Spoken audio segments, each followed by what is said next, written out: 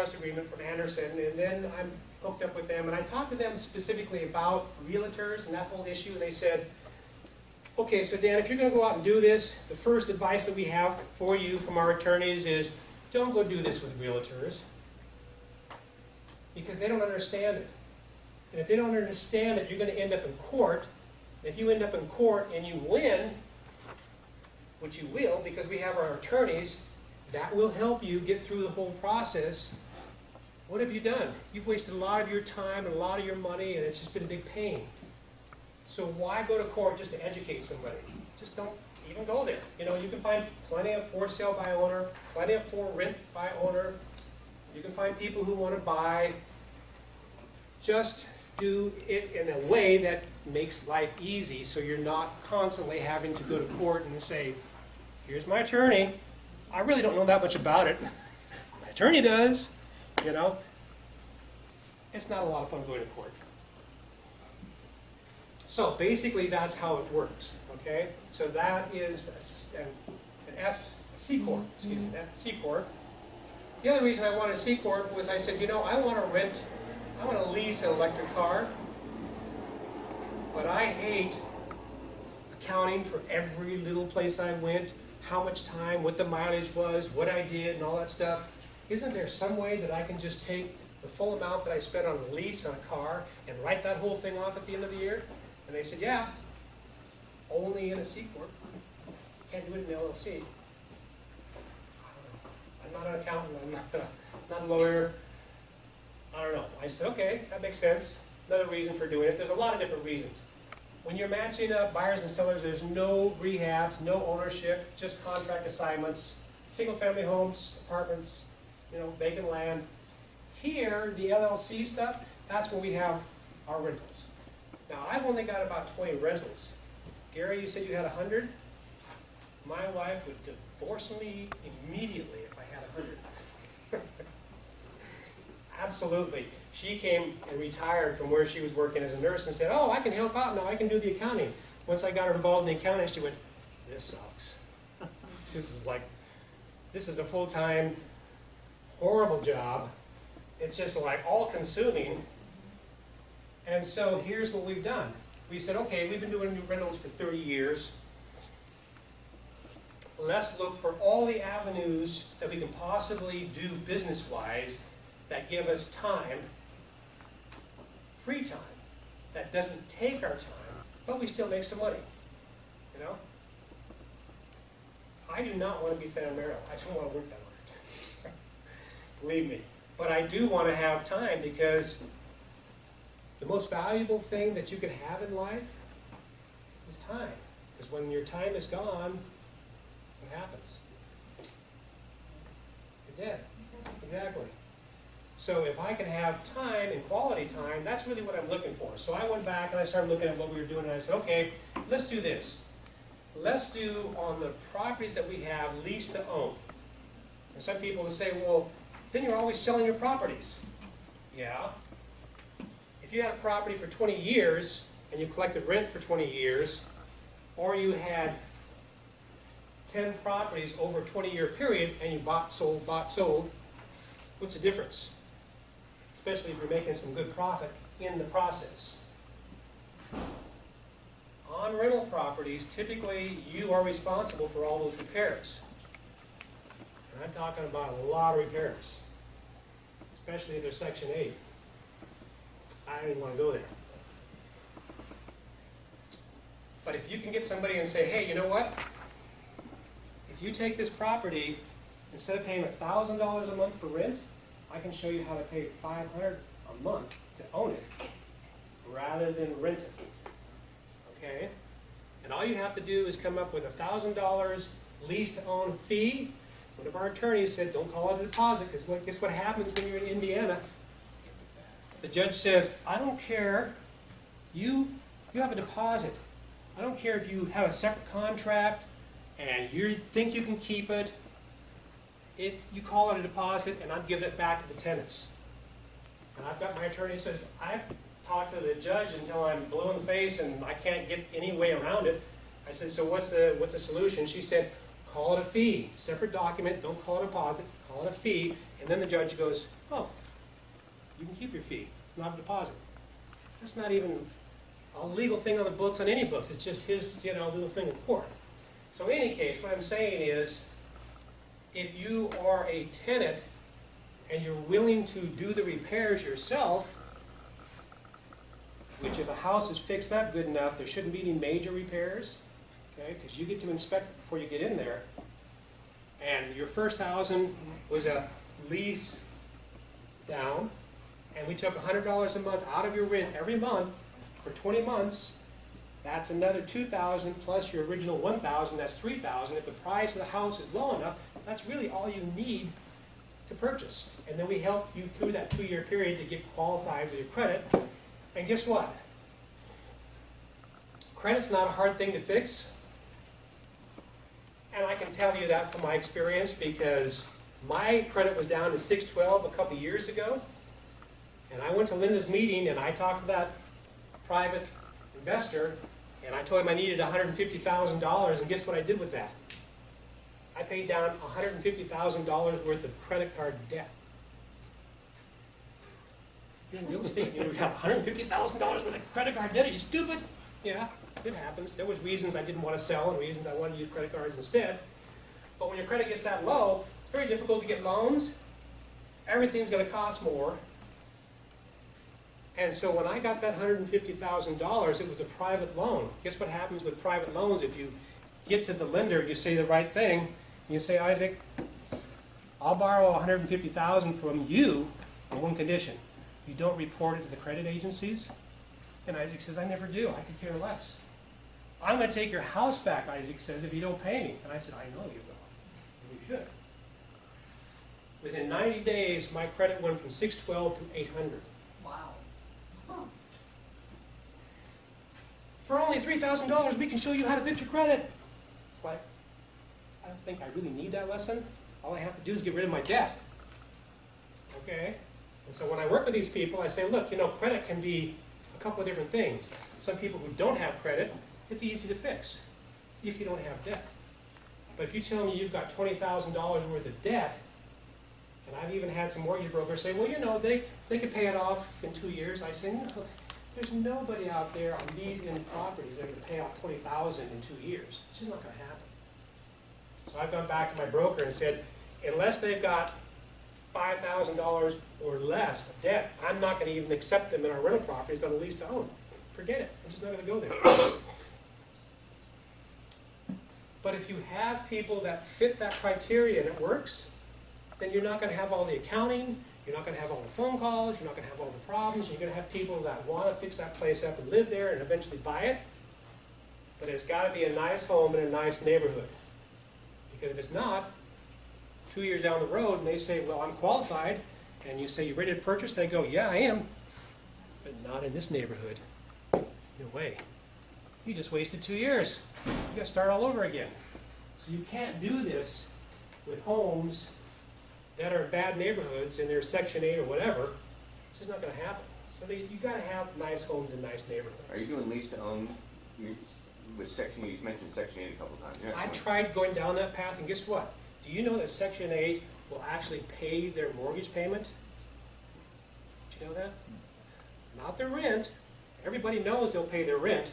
Section 8 will pay their mortgage payment. Guess how that works? There's a company out there called NACA. You can look at it, do a Google search, NACA.com, NACA. And what happens is these people on Section 8 can go get qualified from NACA to get a loan from the Bank of America, and part of the qualification is we're going to take some of your money each month, but you are going to be our little puppet, and you're going to protest in front of the Bank of America with those signs that says they're predatory lenders. And we're going to guarantee that we get you and other people a loan, and we're going to make this happen. And that all sounds great. It's like, wow, that's a great thing to know. It's useless. You know why? 99% of all people I've ever talked to on Section 8 have said, oh, I don't want to own anything. I'm not rocking the boat. I just want to trash this place and move on to another one when it's so dirty I can't live here anymore. Because I've got Section 8 on my side, and I don't care about you, the investor. I'm not going to go there anymore. Okay? Yeah, there's exceptions. And we've got one person in Section 8, and she's been wonderful. There's always exceptions. Everything that I say is basically my opinion, my experience, and one size doesn't fit all, so you just got to take a little bit of what I say and say, well, where would it help me? What has he said that if I just took this one little thing, I could go to, where are you going with Paul? Oh, Dominican Republic. Dominican Republic and have a wonderful vacation and get some great training all at the same time. So, you know, something might work for you that I have to say. All I can do is, you know, just put it out there and hope that something clicks, okay? So, here's one of the websites, NHBID, for doing the wholesaling, lease-to-own flips. Okay, so what I've decided is that I don't want to do standard rentals anymore. They've got to be lease-to-own or forget it. I'm just not going to do it. Yeah, again, there's an exception. We've got a property, a rental here in Santa Barbara, that we're getting $4,000 a month in rent, and I talked to the accountants, and they said, yeah, you've lost your depreciation because it's more than 27 years that you've had it. They said, but you're going to pay $250,000 in taxes if you sell it. You can still write off any repairs. Just keep it. Cash flow it, whatever. So there's always exceptions. But in any case, lease to own only, or forget it. And the other thing is notes. Because what did I do with that $150,000? That was a note that somebody created. Where we're kind of back in this cycle again, where all of a sudden we've got a lot of credit card debt, and I went, okay, here we are again. Why am I doing this? How are we going to solve it? Oh, let's do this. Let's go out on some of those rental properties that we have that are paid for free and clear. And let's create a note for $50,000 on each one, depending on what the property is. And let's take that money and pay down some more credit card debt until we sell something on a lease to own.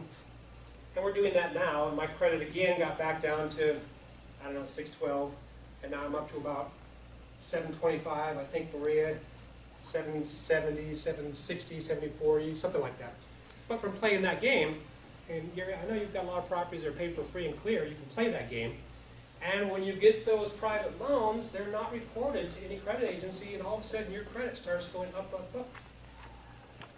But when the credit goes up, up, up, one of the other games you can play is, I'm going to go out, when we get our credit at the right place, and I'm going to get a second loan on our house, equity loan, and then I'm going to play the credit card shuffle game, and if I get a 0% interest, I'll use it until it's back up to 18% of credit cards, and then I'll throw it on our equity loan at 4, 5, or 6%. And then as soon as somebody says, hey, you did really good paying off that card, you want another 0%? Yeah!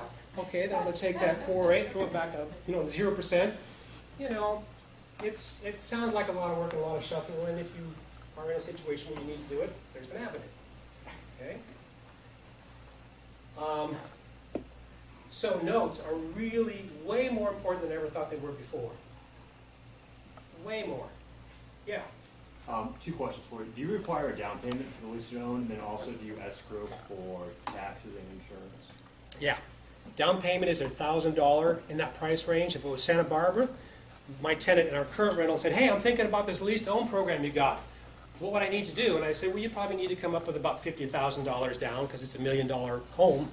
And a $1 million home is a 3-bedroom piece of junk tract home in Santa Barbara that in Texas would be $200,000, right? Or $150,000.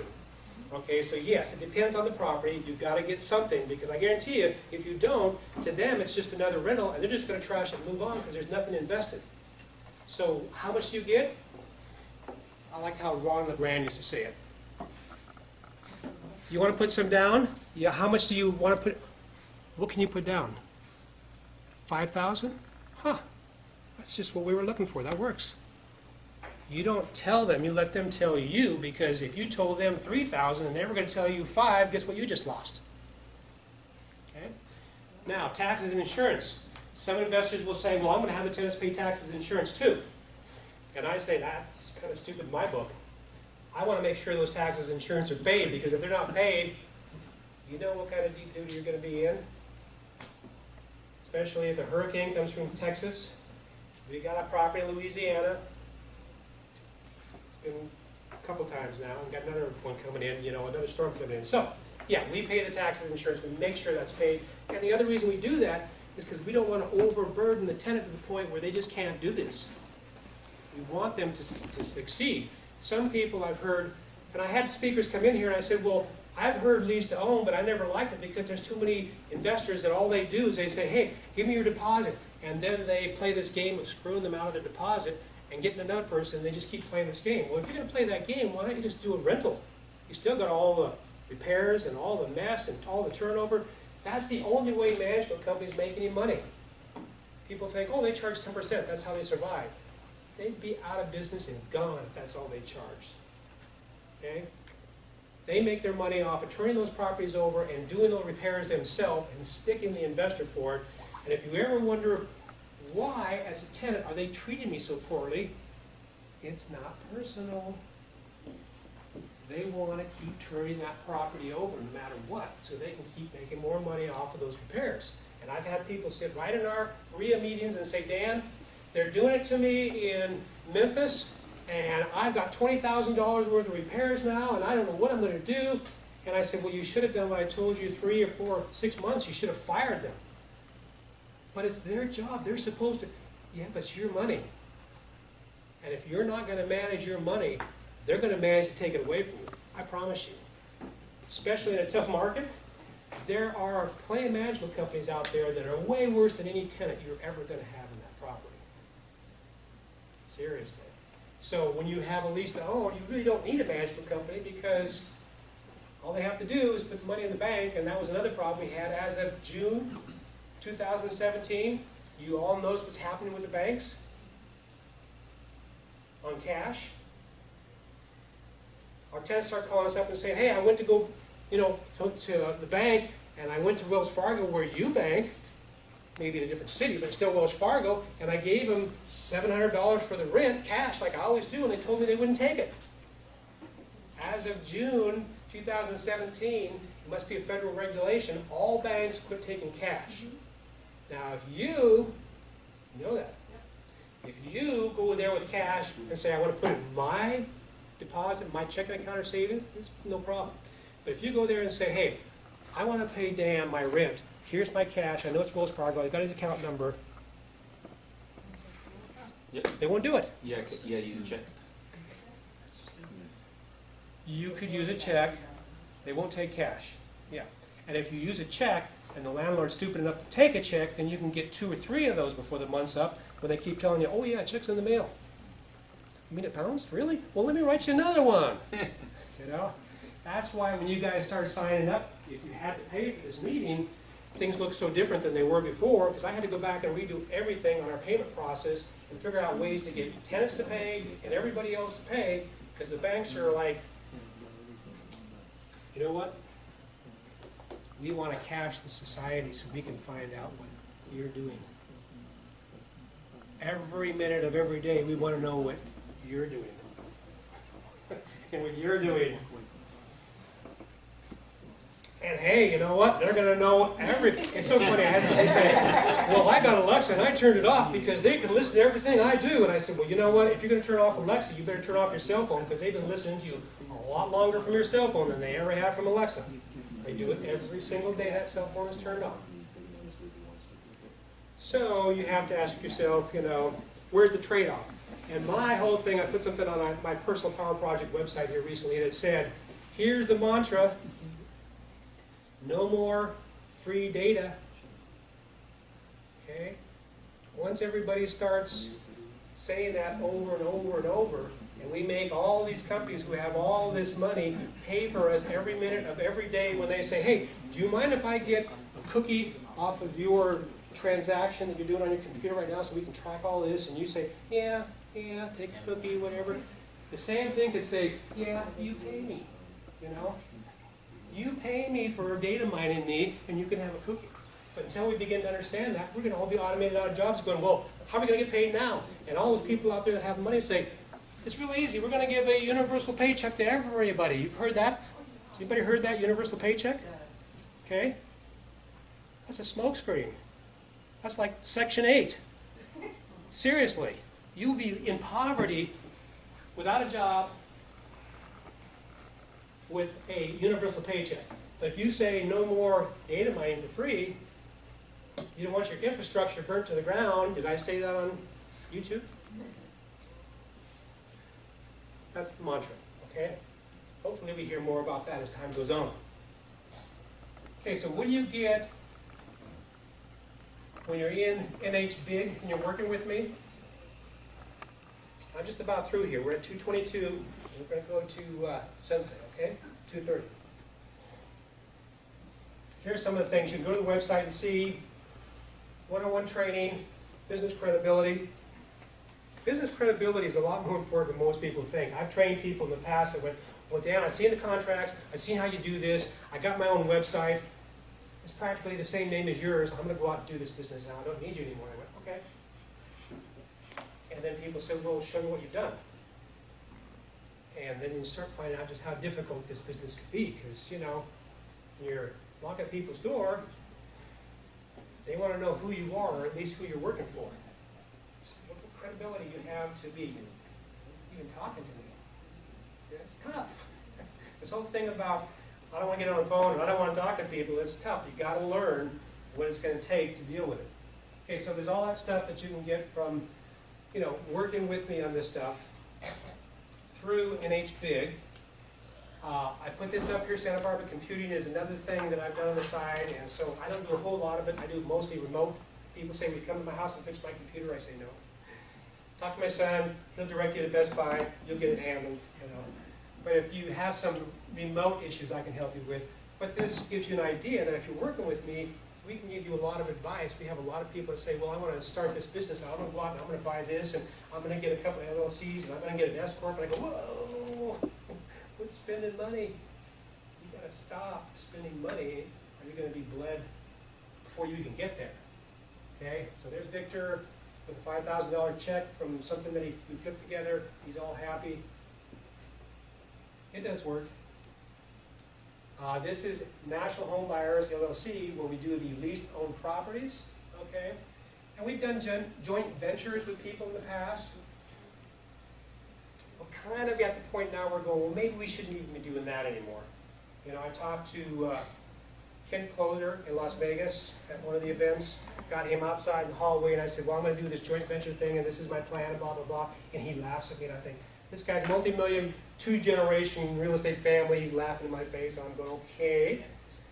And he says, yeah, I used to do that. And I said, why is it past 10? And he says, well, it's a good way to start. Everybody's got to start someplace, but I wouldn't give away 50% of everything I'm doing with a joint venture partner, because I could do it a lot cheaper just by getting a private loan for 6% and having it all or whatever, you know. Okay, so I learned my lesson the hard way, it's usual, you know. But here's the different things that you can do with a lease to own, and here's some things you probably will be surprised about. Property managers, okay? We already talked about that. Don't need them, major savings, liability. But look what's below that, contractors. Guess who my property managers are? The contractors. Why? Because I can hire and fire them like that. You don't like a property management company? Is it that easy to get out of them, Gary? Smiling. I've heard. I know what's going on. It's tough. But you can have an A team, a B team, and a C team, and if the A team starts falling down, you go, hey, I'm going for the B team, you're not going to do this job. But they will collect the keys, they will help you with signing the documents. Of course, you can go to an attorney and do that, but it's going to cost more money. Yeah, and here's the other thing on signing documents. Brent's looking at me like, you'd have your contractor sign documents? I got on the internet here recently, and you know what I found out? On a rental property, you don't need any paperwork at all. If you go to court, guess what they base it all on? Randy, did you ever give me any money for rent? Yes, I did. That's the legal contract. That's the legal binding right there. You don't need a contract at all. Now, would I do it without one? No, because you want to have something in place so people can follow what you're doing. But the reality is, if you go to court, it doesn't matter who signs it. It doesn't matter if it's witness signed by somebody. None of that stuff really matters. If somebody says, well, I was living in his house and, you know, and I gave him $1,000 a month, and that's all the courts need to hear. When money transactions happen, that's the legal binding that you go to court and argue over. Okay? So yeah, the contractors can do a lot. And guess what I found out about collection agencies? You know, you kind of try to figure out, well, who's the best attorney in this town that's going to help me with my properties? And you start going through all these websites and calling all these attorneys, and they're like, yeah, get lost, don't have time for you. Start with a collection agency. Guess who they work with? The collection agency works directly with a real estate attorney in that town. After they evict the tenant, it goes from the attorney to the collection agency. And the collection agency starts going after the tenants for any leftover money. So where's the best place to find a good real estate attorney?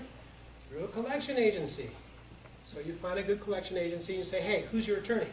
And then you go start working with the attorney and the collection agency. Okay? And this is just another example of why I love notes. You know, you listen to all this and you go, wow, this is a lot of work. If you were doing a note, you wouldn't even be a landlord. If you're in Ohio, and Cincy knows all about Ohio, and the city calls you up and says, hey, you know what? Last week, the grass was 2 inches, but this week is 3. You just got a $500 fine.